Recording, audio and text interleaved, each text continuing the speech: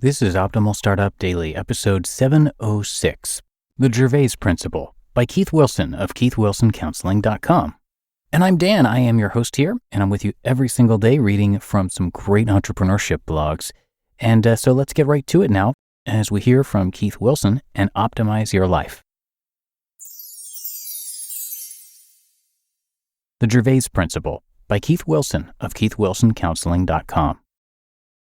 The Gervais Principle, named after Ricky Gervais, the creator of The Office, and coined by Venkatesh Rao of the not-as-popular blog Ribbon Farm, states that at the top of any organization are sociopaths, at the bottom are losers, and in the middle are the clueless. In case that isn't self-evident to you, let me explain.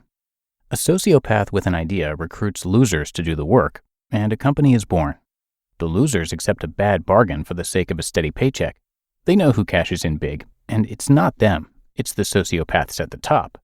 So they punch their clock, put in their time, but derive most of their satisfaction in life, if any, from what they do outside of work. The clueless, the middle managers, or any hard worker don't acknowledge that the sociopaths are in bad faith. They believe they can get ahead by playing the game and busting their butts for the company. The sociopaths snicker, give the clueless a pittance more than the losers, and use the clueless to shield them from the people at the bottom who know the truth. The clueless believe they will rise in the organization, but they never will, because they don't understand how the game is played. It's played according to the sociopath's rules, not the rules in the employee handbook. Folks from Wall Street or any other rapacious dog-eat-dog field readily agree that the Gervais Principle is an accurate summation of the firms in which they work. I've been employed by a few nonprofit organizations that have proved to be headed by sociopaths and staffed by losers and clueless as well. I can admit that I've been a loser, stuck in dead-end jobs that weren't going anywhere. While at a local health system, I was largely a member of the clueless until I caught on to the game.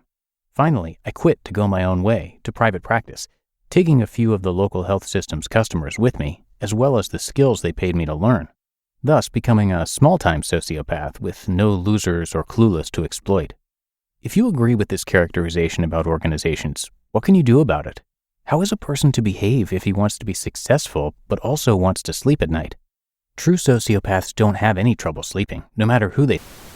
But if you cannot be as ruthless as all that, what else can you do but take your place in the ranks of the losers and clueless? I think this is the place where we should turn down the hyperbole. The terms sociopath, loser, and clueless are amplified to help you understand the situation, but they don't tell you what to do about it. Therefore, let's tone it down a little and reduce the heat.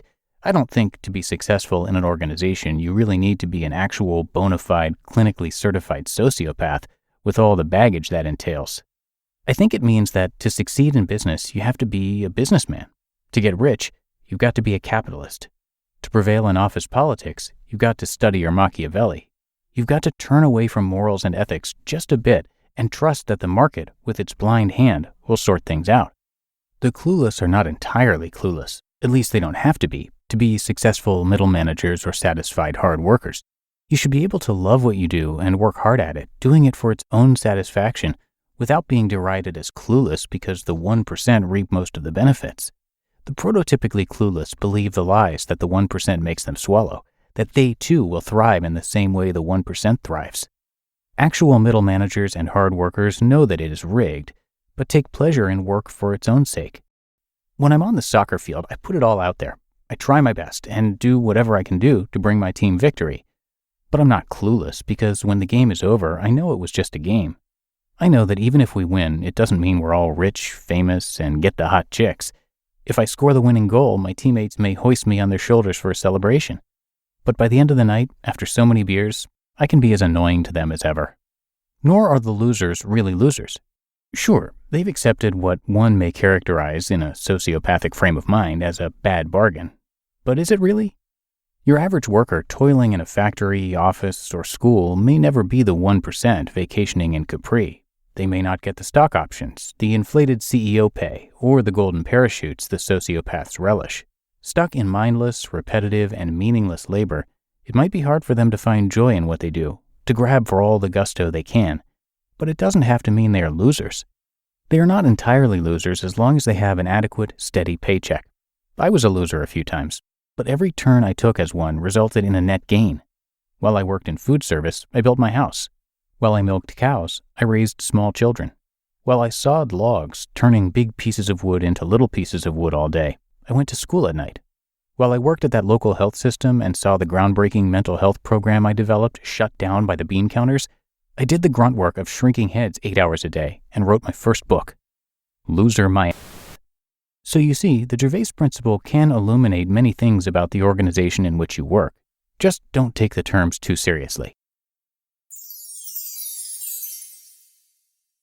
You just listened to the post titled The Gervais Principle by Keith Wilson of KeithWilsonCounseling.com. And big thanks to Keith Wilson, who is a licensed mental health counselor and certified alcohol and substance abuse counselor in private practice, and he's got more than 35 years of experience. Plus, he's an author. His newest book is called The Road to Reconciliation, a comprehensive guide to peace when relationships go bad.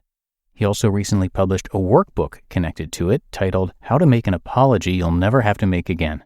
Keith provided psychotherapy in a community mental health center in Rochester, New York for 20 years and has also written 3 novels. And his blog is full of great wisdom, so to check out more of his work, visit Keith's website, which again is KeithWilsonCounseling.com. But that is it for another edition of Optimal Startup Daily. I hope you enjoyed it and that you're having a great day, and I'll be back again with you tomorrow, where your optimal life awaits.